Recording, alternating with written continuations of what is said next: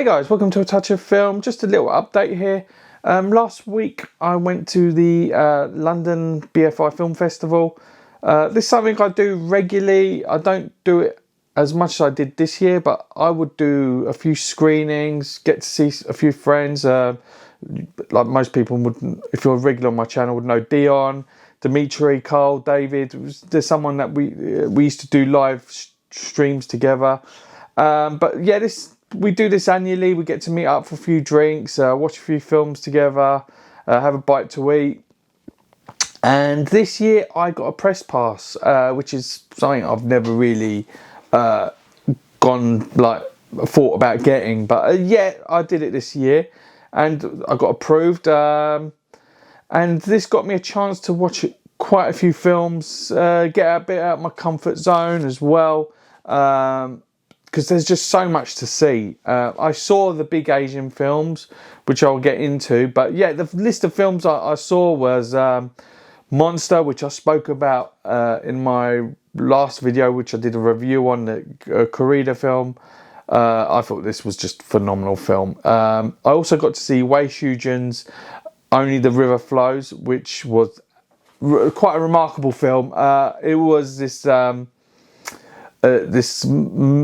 like dark thriller, a murder mystery, where we're following this detective who's obsessed with this case, and it's set in like rural China, and there's a lot of bureaucracy involved in this case. I absolutely loved this film. It looked absolutely stunning. I got to meet Wei Shujin. He did a Q&A at the screening. A really nice guy, and the film just was beautiful. It was shot in 60mm and just looked wonderful, and I really highly recommend anyone who gets a chance to see this film, definitely go check it out. I also got to see Hamaguchi's Evil Does Not Exist.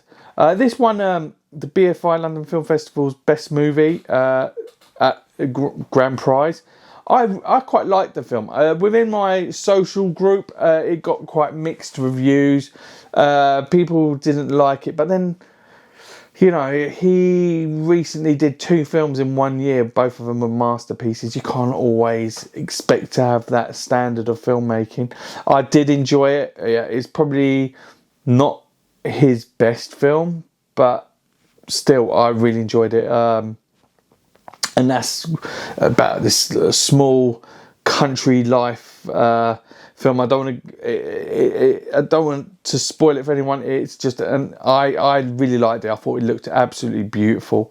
And then I got to see a French film by Bertin Bonello.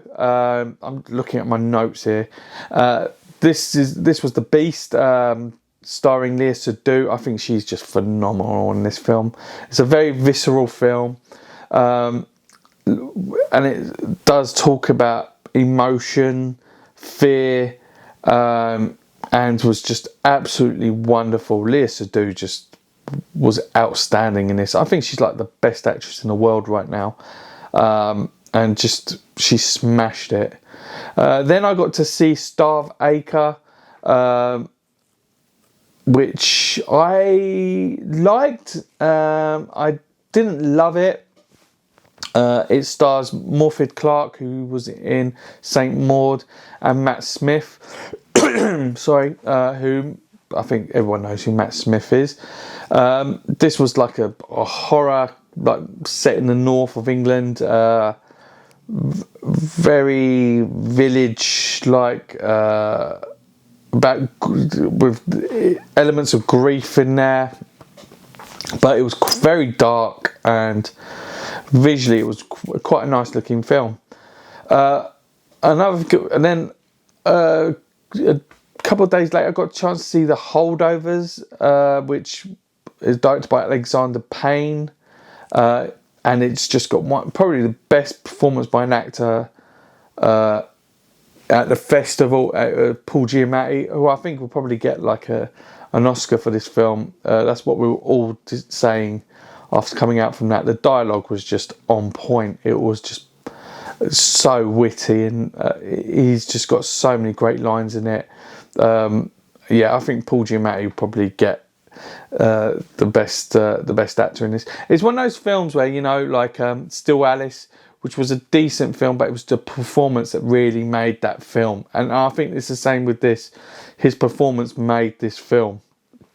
And I think, yeah, he just was outstanding. Next, I got to see James Samuel's The Book of Clarence. James Samuel directed The Harder They Fall. And same as this, it was produced by Jay-Z. He did the music for it. Stars Lakeith Stanfield. It's sort of like a take on the life of Jesus. It's sort of got satirical. It's like a slightly more serious version of Life of Brian. I prefer Life of Brian. I think it was a very sort of like a... It's got more issues of like police brutality in there, and James McAvoy plays a Pontius Pilate in it, which is quite interesting. I thought he was quite funny in that film. That was probably my least favourite film from the festival. But next up, I got to see The Goldman Case, directed by Cedric Kahn. This was a film that we didn't know anything about going to see it. We just saw it by chance.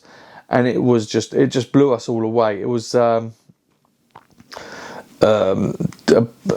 it's a courtroom drama about this guy who is accused of killing these pharmacists, and he's only accused because he's left wing. He's a socialist, and there's a lot of police brutality. The police are like the bad guys in this.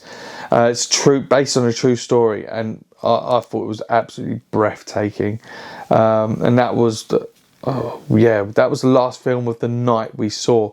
But the next day we got up early to see The End We Start From, which is the new Jodie Comer film. She was really good in it. I liked it. I didn't love the film. It's sort of a survivalist film, where we see Jodie Comer right at the beginning of the film gives birth to her child, and at the same time as her water breaks, there's flooding all over the UK, and she's just trying to survive with her baby and her partner. There's a few good cameos in that film as well, which I won't spoil. But that was a decent film. I didn't love it. Next up, we saw Little Girl Blue, which stars Marion Cotillard, who I thought was just phenomenal as well in this. She's just wonderful in this film, and it's sort of like a docudrama about the director's mother, and Marion Cotillard just dressed up as the mother right at the beginning of the film, and just goes through her journal, the mother's journal, and just sort of acts out these scenes and tells her story, and it's just full of sadness and joy, and it's just a wonderful film. But it was very, very dark and had very uncomfortable scenes in it, and covered very uncomfortable topics, but it was nonetheless a great movie. I'd like to see it get some sort of release, because I think it will appeal to some audiences. But yeah, the festival finished off with a banger. We got to see Cobweb, the new Kim Ji-woon film starring Song Kang-ho, which was one of my most anticipated films of the year. I did go in there with low expectations though, because of Kim Ji-woon's previous film Ilang, which I didn't really enjoy. I do own it. I sort of watch it now and again because it's a great take on an anime manga.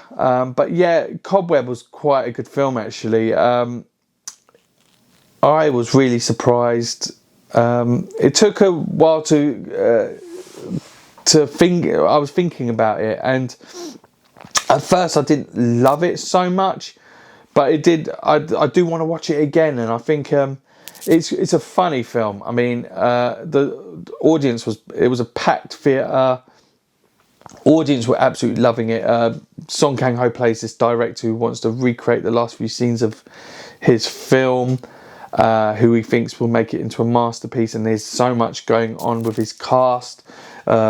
The Korean government, the production company, there's they're just stopping him from making this film at how he wants. But yeah, the festival was absolutely amazing. There were some great galas. Kim Ji-woon was there.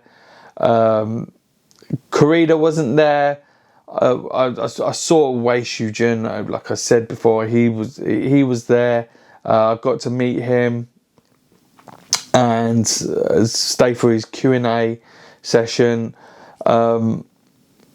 Unfortunately, yeah, Kore-eda and Hamaguchi wasn't there this year. But yeah, there was it was buzzing, really. You had Scorsese there to show his latest film. But yeah, I really recommend it for anyone that's in the UK, or if anyone's going to come to see UK to see London Film Festival, definitely come and check it out. It's a great festival.